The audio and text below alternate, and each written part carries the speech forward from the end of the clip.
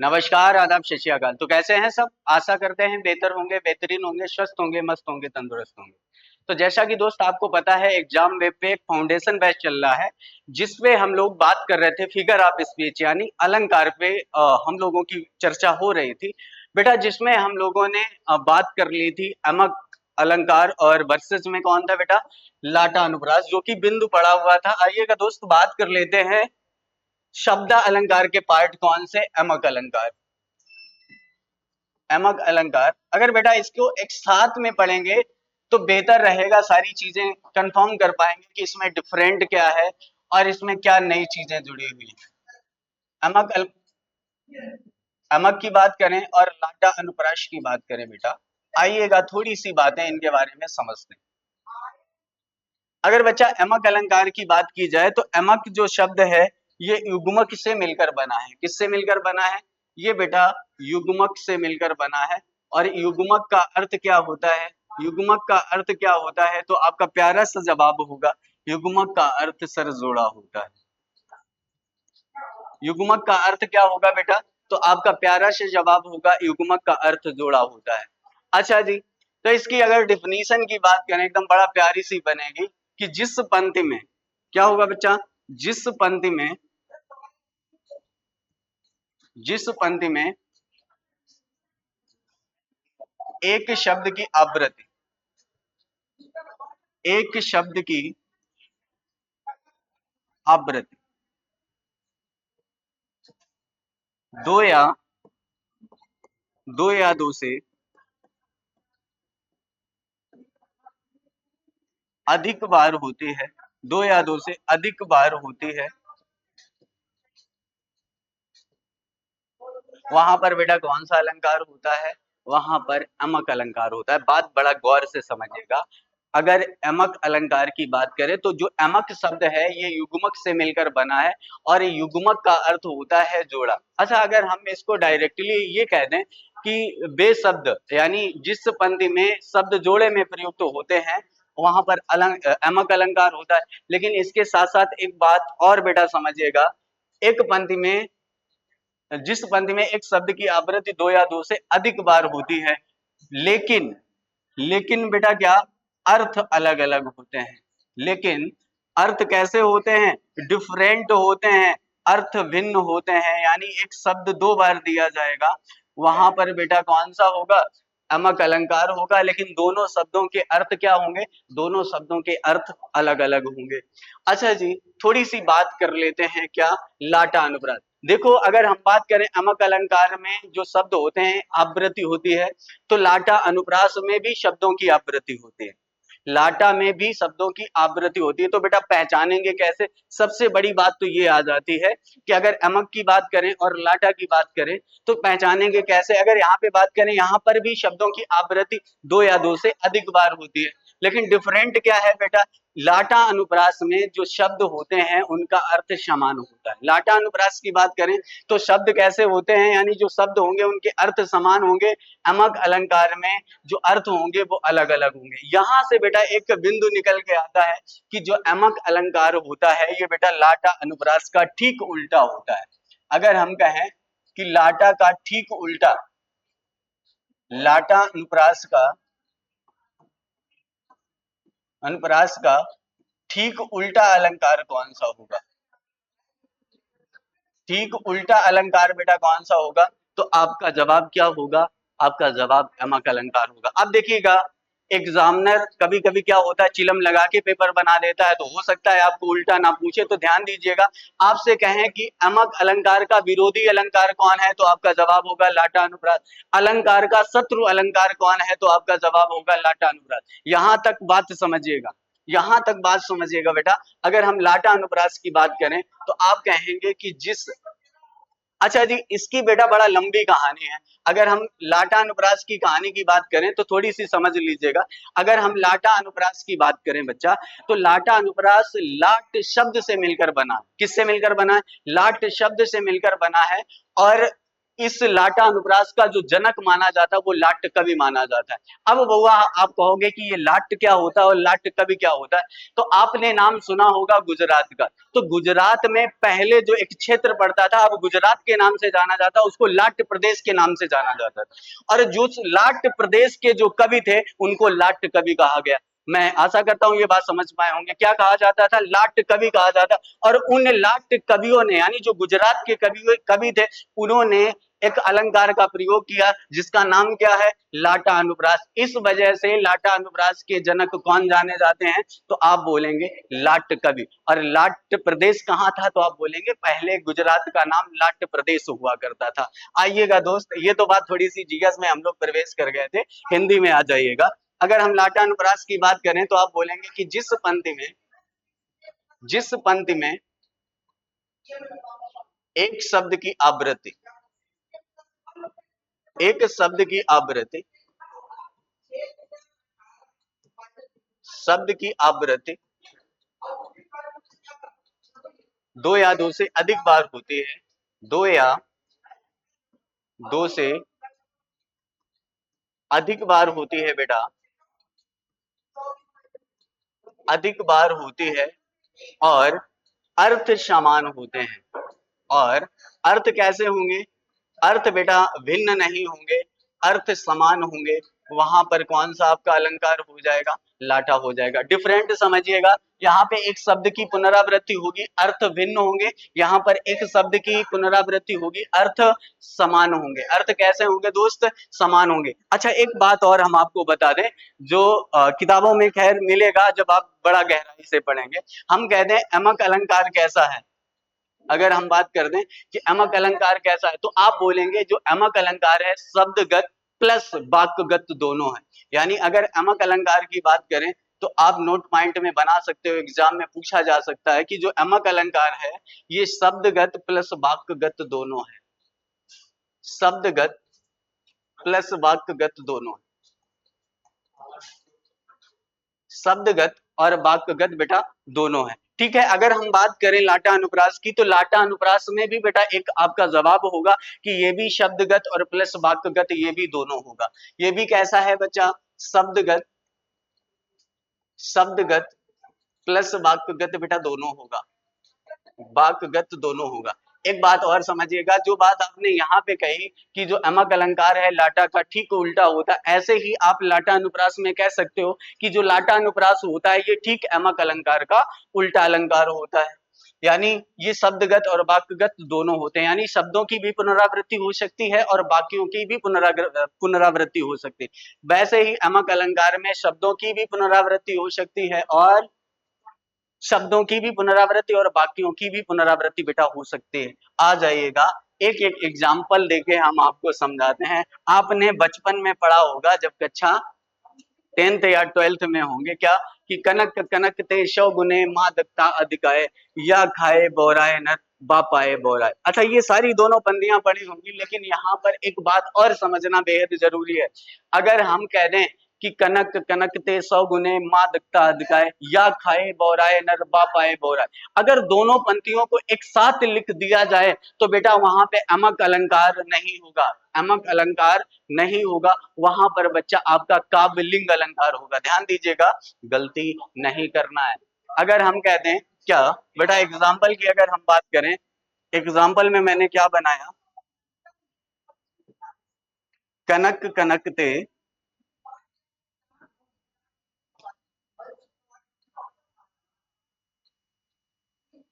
कनक कनक ते सौ गुने माँ दत्ता अधिकाय, माँ दत्ता अधिकाय। अगली पंक्ति बेटा क्या है? गौर करिएगा, कनक कनक ते सौ गुने माँ दत्ता अधिकाय, या खाए बोराए नर बा पाए बोराए। बउआ अगर दोनों पंक्तियां यहाँ पे लिख दी जाए तो अमक अलंकार नहीं होगा, वहां पर काव्यलिंग अलंकार हो जाएगा। कौन सा होगा? काव्यलिंग अलंकार हो जाएगा। यहाँ पर बेटा आप क्या है, सिर्फ एक पंक्ति लिखनी है। अच्छा जी बेटा, अगर हम बात कर लें यहाँ पे एक शब्द की पुनरावृत्ति, एक शब्द की आवृत्ति दो या दो से अधिक बार होती है और उनका अर्थ अलग अलग होता है, वहां पर एमक अलंकार होता है। अगर बेटा हम कनक की बात करें तो कनक का अर्थ क्या हो जाएगा? धतूरा। और एक कनक का अर्थ क्या होगा मेरे दोस्त? तो आप कहेंगे सोना होगा। सभी प्यारे दोस्तों को पता होगा कि इन पंक्तियों का अर्थ क्या है। अगर हम इन पंक्तियों के अर्थ की बात करें तो कनक कनकते 100 गुने, यानी कनक मीन्स सोना या धतूरा कह सकते हैं। 100 गुने मादकता, मादकता का मतलब होता है नशा। आपने सुना होगा कि मादक पदार्थों के सेवन से ये हो जाता है, वो हो जाता, तो मादकता का अर्थ क्या होगा? नशा होगा। अधिकाय का अर्थ होता है अधिक, यानी धतूरे की अपेक्षा सोने में 100 गुना अधिक नशा होता है। धतूरे की अपेक्षा किसमें दोस्त? सोने में 100 गुना अधिक नशा होता है। अगली पंक्ति क्या थी? या खाए बौराए नर वा पाए बौरा, यानी धतूरे को खाने से इंसान पागल हो जाता है और सोने को सिर्फ स्पर्श करने से पागल होता है। तो बताओ भैया नशा किसमें ज्यादा है? एक वस्तु को वो छू रहा है और छूने से पागल हो रहा है, और दूसरी वस्तु को खाने से पागल हो रहा। भाई साहब छूने से जो पागल हो जाएगा उसमें नशा ज्यादा होगा कि खाने से जो पागल हो रहा? तो आप कहेंगे कि उसमें नशा ज्यादा होगा जो छूने से पागल हो जाए, वही बेटा यहाँ पे कहा गया है। अब अगर हम बात करें एमक अलंकार की तो बहुत सारे एग्जाम्पल हैं। आपने कवि भूषण का नाम सुना होगा, कवि भूषण का नाम सुना होगा जो शिवाजी के दरबारी कवि थे। अगर आपने हिस्ट्री पढ़ी होगी तो हिस्ट्री में पढ़ा होगा, कवि भूषण शिवाजी के दरबारी कवि थे। एक बार होता क्या है, एक बार होता क्या है कि औरंगजेब ने मराठा क्षेत्र में आक्रमण करने के लिए प्रवेश कर दिया। और भाई साहब अपने शिवाजी, भारतीय राजा भी कम कहाँ थे, शिवाजी की तलवार खनक उठी और औरंगजेब की ऐसी तैसी कर दी। तो वहां पर कवि भूषण यानी दरबारी कवि थे, तो औरंगजेब के बारे में लिखते हैं कि 3 बेर खाती थी वो 3 बेर खाती है, ऊंचे घोर मंदिर के अंदर रहने वाली थी, ऊंचे घोर मंदिर के अंदर रहते हैं। भूषण शिथिल अंग नगन जड़ाती थी वो, नगन जड़ाती है। तो यहाँ पर बेटा आपका 6 बार एमक अलंकार का प्रयोग किया गया है। किसका किया गया है? 6 बार एमक अलंकार का। जैसे मैं एक पहली पंक्ति बता दूं, ऊंचे घोर मंदिर के अंदर रहने वाली थी, ऊंचे घोर मंदिर के अंदर रहती, यानी पहले जब औरंगजेब अपने शासन काल में थे, अपने राज दरबार में थी, जो उनकी पत्नी, उनकी जो रानी थी, वो ऊंचे घोर मंदिर के अंदर रहती थी, यानी ऊंचे महलों में रहती थी। दूसरी पंक्ति क्या है कि ऊंचे घोर मंदिर के अंदर रहने वाली थी, यानी ऊंचे घोर मंदिर के अंदर रहती हैं, ऊंचे घोर मंदिर के अंदर रहती हैं। तो यहाँ पे एक मंदिर का अर्थ बेटा क्या हो गया? एक मंदिर का अंदर अर्थ महल और दूसरे मंदिर का अर्थ गुफा हो गया। यानी इस समय इतनी दशा उनकी खराब हो गई कि अब अपनी गुफाओं में गुजारा कर रही है। विजन डुलाती थी वे विजन डुलाती हैं। एक विजन का अर्थ क्या था कि जब अपने महलों में रहती थी तो उनकी जो सेविकाएं थी, उनकी जो दासियां थी, उनके ऊपर विजन डुलाती थी। अब क्या है? विजन डुलाती थी वो विजन डुलाती हैं। विजन, बी प्लस जन, यानी बी मीन्स होता है बिना और जन मीन्स लोग। इस समय वो स्थिति है कि सुनसान जंगल में अपना गुजारा कर रही हैं। तो इस प्रकार से अगर हम बात करें तो 10-12 पंक्तियां हैं, इनमें सभी में क्या हो जाएगा? आपका एमक अलंकार हो जाएगा। और आपने पॉपुलर एग्जाम्पल पढ़ा होगा कि काली घटा का घमंड घटा नवमंडल तारे बिंद खिले। काली घटा यानी काली घटा का घमंड घटा। एक काली घटा का अर्थ क्या होगा? बादल, और दूसरा घटा का अर्थ क्या होगा? कम होना। और जैसे हम कहते हैं एमक अलंकार के बहुत सारे एग्जाम्पल हैं, अगर बात की जाए तो इसी में शाम हो जाएगी, इसी में सुबह हो जाएगी। इसके पहले हम जान लेते हैं लाटा अनुप्रास में एक एग्जाम्पल की बात कर लें। अगर हम लाटा अनुप्रास के एग्जाम्पल की बात करें तो आप कहेंगे कि इसमें एक शब्द की आवृत्ति 2 या 2 से अधिक बार होती है, और दोनों का अर्थ कैसा होता है दोस्त? तो आप कहेंगे समान होता है। जैसे मैं लिख दूं, बच्चा तो बच्चा ही है, बच्चा तो बच्चा ही है। यहाँ पे अगर बेटा हम बात करें, यहाँ पर बेटा अगर हम बात करें, बच्चा शब्द का 2 बार प्रयोग हुआ है, और बच्चा का अर्थ किससे होगा? यहाँ पर बेटा बचपन से होगा। और दूसरे का भी अर्थ क्या हो जाएगा बेटा? बचपन से हो जाएगा। लेकिन बस एक लाटा अनुप्रास में एक कंडीशन है दोस्त, इसमें अन्वय के कारण क्या होता है, पंक्ति का भावार्थ बदल जाता है। अगर हम कहें बच्चा तो बच्चा ही है, यानी जो बच्चा है उसके अंदर बचपना तो होगा ही। जैसे हम कहें मनुष्य वही जो मनुष्य के लिए मरे, यानी इंसान वही है जो इंसानियत के लिए अपने प्राण निछावर कर दे। तो मनुष्य का अर्थ इंसान से है और दूसरे मनुष्य का भी अर्थ क्या हो जाएगा, इंसान हो जाएगा। जैसे और भी इसमें पंथ कह दें कि प्रिय निकट जाके नहीं घाम चांदनी तहा, प्रिय निकट जाके नहीं घाम चांदनी था। यहाँ पर बेटा क्या है, यहाँ पर भी लाटा अनुप्रास है, लेकिन यहाँ पर एक पंक्ति यानी एक जो वाक्य है, वाक्य की पुनरावृत्ति हुई है। यानी जिस जिस प्रेमिका का प्रेमी निकट नहीं है उसको चिलचिलाती, उसको प्रिय निकट जाके नहीं घाम चांदनी था, उसको चांदनी रात भी धूप के समान लगती है। और प्रिय निकट जाके नहीं घाम चांदनी था, जिस प्रेमिका का प्रेमी पास में है उसको चिलचिलाती धूप भी क्या लगती है दोस्त, चांदनी रात के समान लगती है। तो यहाँ पर भी क्या हो जाएगा बच्चा, आपका लाटा अनुप्रास हो जाएगा। लेकिन ध्यान रखिएगा, लाटा अनुप्रास और वक्रोक्ति अलंकार में बड़ा द्वंद्व चलता है। लाटा की बात करें और वक्रोक्ति की बात करें तो वक्रोक्ति में भी वाक्यों का क्या होता है, पुनरावृत्ति होती है। तो यहाँ पर बेटा फिलहाल में ये आप स्क्रीनशॉट ले सकते हैं, नोट डाउन कर सकते हैं। अभी हम लोग लाटा और वक्रोक्ति को भी वर्सेस में पढ़ेंगे, इससे पहले जो और पार्ट है उन पे बात करेंगे। आइएगा दोस्त, मैं आशा करता हूँ इतनी सारी बातें आप भली भांति समझ गए होंगे। चलिएगा, नेक्स्ट जो पॉइंट था वो आपका था श्लेष अलंकार। कौन सा था दोस्त, श्लेष अलंकार। बड़ा प्यारा सा अलंकार है, एग्जाम में भर भर के सवाल यहाँ से पूछे जाते हैं। श्लेष अलंकार, अगर बेटा हम श्लेष अलंकार की बात करें तो श्लेष भी फंसता है वक्रोक्ति में और लाटा भी वक्रोक्ति में फंसता है, क्योंकि वक्रोक्ति का एक और पार्ट होता है श्लेष वक्रोक्ति। कौन सा होता है, श्लेष वक्रोक्ति होता है। आइएगा पहले श्लेष अलंकार को जानते हैं। अगर हम बेटा श्लेष अलंकार की बात करें तो ये जो श्लेष, सबसे पहले इसका अर्थ जानते हैं। अगर हम श्लेष की बात करें तो ये दोस्त श्लिष्ट से मिलकर बना है। किससे, श्लिष्ट शब्द से मिलकर। श्लेष जो शब्द है ये श्लिष्ट से मिलकर बना है। और बेटा श्लिष्ट का जो अर्थ होता है वो चिपकाना या चपकना होता है। चिपकाना क्या अर्थ होता है मेरे दोस्त, चिपकाना या चपकना होता है। तो ये अगर हम बात करें जो श्लेष अलंकार होगा उसमें एक शब्द में क्या होंगे, अनेक अर्थ चिपके हुए होंगे।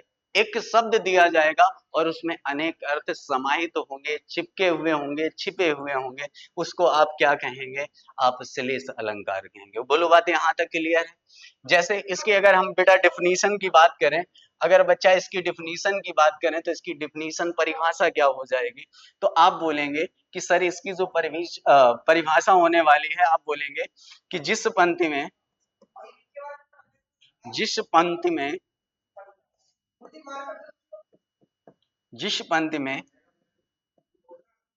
एक शब्द के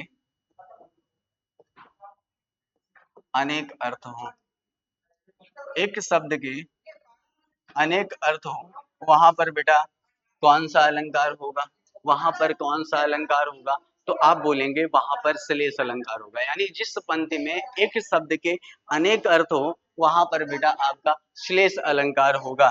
अगर हम बेटा श्लेष अलंकार की बात करें तो श्लेष अलंकार के भी कई पार्ट होते हैं, लेकिन उन पार्ट पे हम लोग बात फिलहाल में नहीं करेंगे। फॉर एग्जाम्पल, एक एग्जाम्पल के माध्यम से इसे हम लोग समझते हैं।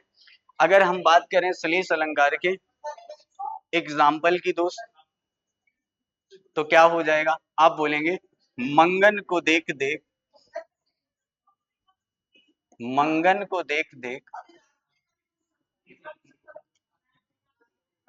पट देत वार वार, मंगन को देख देख पट देत वार वार। यहां पर अगर हम बेटा पूछें आपसे कि इस पंक्ति में कौन सा अलंकार होगा, तो आपको पता है कि जब श्लेष अलंकार में लिखा गया तो ये श्लेष अलंकार ही होगा। लेकिन श्लेष अलंकार होगा कहाँ पे? श्लेष अलंकार दोस्त होगा कहाँ पे, ये आप पहचानेंगे तो आप कहेंगे कि सर इसमें जो श्लेष अलंकार होगा वो पट में होगा। किसमें होगा? पट में होगा। मंगन को देख देख पट देत बार बार। यहाँ पर बेटा पट के दो अर्थ हैं। किसके? अगर हम बात करें पट के, तो पट के दो अर्थ हैं। एक तो बेटा कंजूस के अर्थ में है, कंजूस, और दूसरा बेटा क्या है? दानी के संदर्भ में दिया गया। एक तो बेटा कंजूस और दूसरा दानी के संदर्भ में दिया गया। कैसे? जरा समझते हैं कि मंगन को देख देख पट देत बार बार। मंगन का मतलब क्या होता है? मंगन का अर्थ होता है बेटा भिखारी। मंगन का अर्थ क्या होता है? भिखारी। यानी भिखारी को देख देख पट देत बार बार। अब देखिएगा भाई साहब, जैसे कोई भिखारी व्यक्ति है, कोई भिखारी व्यक्ति है और किस अगर कंजूस व्यक्ति के पास पहुंच जाता है तो पट का अर्थ होता है दरवाजा। यानी भिखारी को देखकर कंजूस व्यक्ति क्या करता है? तो वो आप बोलेंगे कि सर वो दरवाजा दरवाजा बंद कर लेता है। तो एक पट का अर्थ बेटा क्या हो जाएगा? दरवाजा। यानी मंगन को देख देख पट देत बार बार। जो कंजूस व्यक्ति है वो भिखारी को दूर से देखकर क्या कर लेगा? अपना दरवाजा बंद कर लेगा। यहीं पर बेटा अगर दानी व्यक्ति है, कैसा व्यक्ति है? दानी व्यक्ति है, तो मंगन को देख देख पट देत बार बार। पट का अर्थ क्या हो जाएगा बेटा? यहाँ पे वस्त्र हो जाएगा। यानी जो दानी व्यक्ति है वो भिखारियों को देखकर वस्त्र दान करता है। क्या करता है दोस्त? वस्त्र दान करता है। तो इसका ये एग्जाम्पल हो गया। अगर नेक्स्ट एग्जाम्पल की बात करें तो बहुत सारे एग्जाम्पल है। जैसे हम आपसे कह दें कि रहीमन पानी राखी बिन पानी शब शून, और पानी गए ना उबरे मोती मानो शून। इसमें क्या है? पानी की पानी शब्द में क्या है?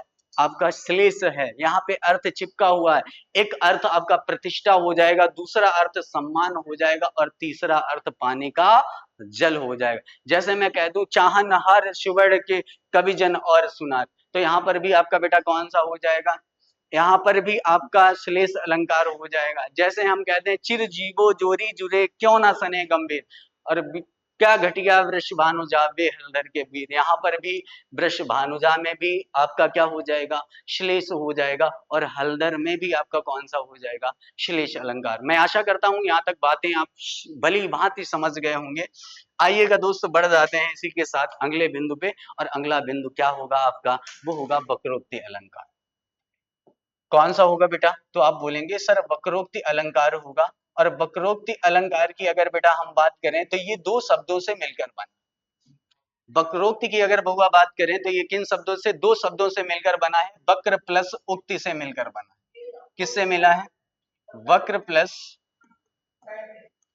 प्लस उक्ति से मिलकर बना है। वक्र का अर्थ होता है बेटा टेढ़ा। वक्र का अर्थ क्या होता है? वक्र का अर्थ होता है बहुआ टेढ़ा, और उक्ति का अर्थ होता है कथन। यानी आप शाब्दिक अर्थ में ये कह सकते हो कि टेढ़ा कथन ही वक्रोक्ति कहलाता है। वक्रोक्ति में क्या कह सकते हैं? वक्र प्लस उक्ति से मिलकर बना है, यानी टेढ़ा कथन ही क्या कहलाता है? वक्रोक्ति कहलाता है। लेकिन यहाँ पे बेटा ध्यान दीजिएगा, यहाँ पे दो व्यक्ति होंगे, एक वक्ता होगा, एक श्रोता होगा। मान लीजिए मैं बोलने वाला हूँ और आप सुन रहे हो, तो यहाँ पे दो व्यक्ति हुए, एक वक्ता और क्या होगा? एक श्रोता होगा। अच्छा, इसमें जो संशय क्या है, जरा उस पे बात कर लेते हैं। अगर हम वक्रोक्ति की बेटा बात करें इसमें, तो डिफिनीशन इसकी बेटा ये बनेगी। डिफिनीशन की बात करें, परिभाषा की बेटा अगर हम बात करें तो क्या बोलेंगे कि वक्ता द्वारा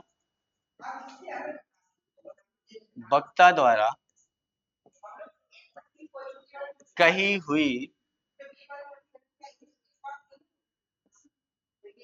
उक्ति श्रोता द्वारा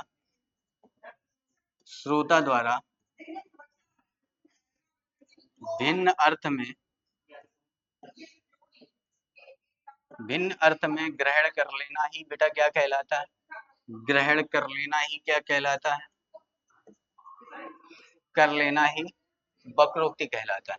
बेटा मेरा कहने का आशय कुछ और था, और आपने उसे समझ कुछ दूसरे अर्थ में लिया, यानी यदि आप मजाक के मूड में हैं तो मजाक के मूड में कोई अर्थ ले लिया, तो ऐसी स्थिति में बेटा आपका कौन सा हो जाएगा, आपका वक्रोक्ति हो जाएगा। आइएगा दोस्त, मैं आपको एक बिंदु बताता हूं कि भगवान श्री कृष्ण एक बार क्या होता है कि राधा जी के दरवाजे पे जाते हैं।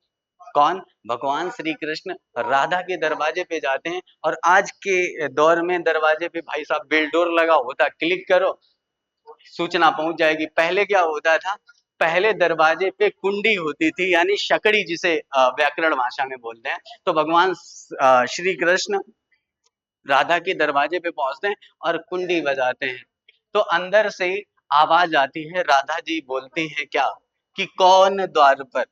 क्या बोलती हैं बुआ? राधा जी बोलती हैं कौन द्वार पर। क्या है बच्चा?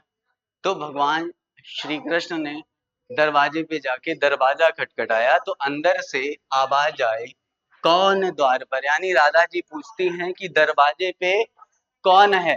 तो भगवान श्री कृष्ण जवाब देते हैं क्या? राधे मैं हरि। भगवान श्री कृष्ण जवाब क्या देते हैं कि राधे, राधे मैं हरि। अब बउआ यहाँ पे बड़ा गौर से बात समझिएगा, अगली पंक्तियों को हम यहाँ पे बोर्ड पे नहीं लिखेंगे, इन दो पंक्तियों से ही समझिएगा कि भगवान श्री कृष्ण कहाँ जाते हैं, राधा जी के दरवाजे पे जाते हैं और कुंडी बजाते हैं। अंदर से आवाज क्या आती है कि कौन द्वार पे, यानी दरवाजे पे कौन आया है। तो भगवान श्री कृष्ण क्या कि राधे मैं हरि, कि हे राधे मैं तेरा, हरि का मतलब यहाँ पे इन्होंने भगवान से लिया कि राधा मैं तुम्हारा भगवान।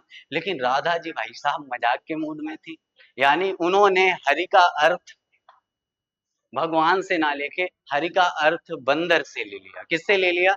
बंदर से ले लिया। तो राधा जी जवाब देते हैं तो क्यों उद्गत पाए, यदि तुम बंदर हो। हरि का अर्थ किससे ले लिया? बंदर से ले लिया। यदि तुम बंदर हो तो हमारे दरवाजे पे उछल कूद क्यों कर रहे हो।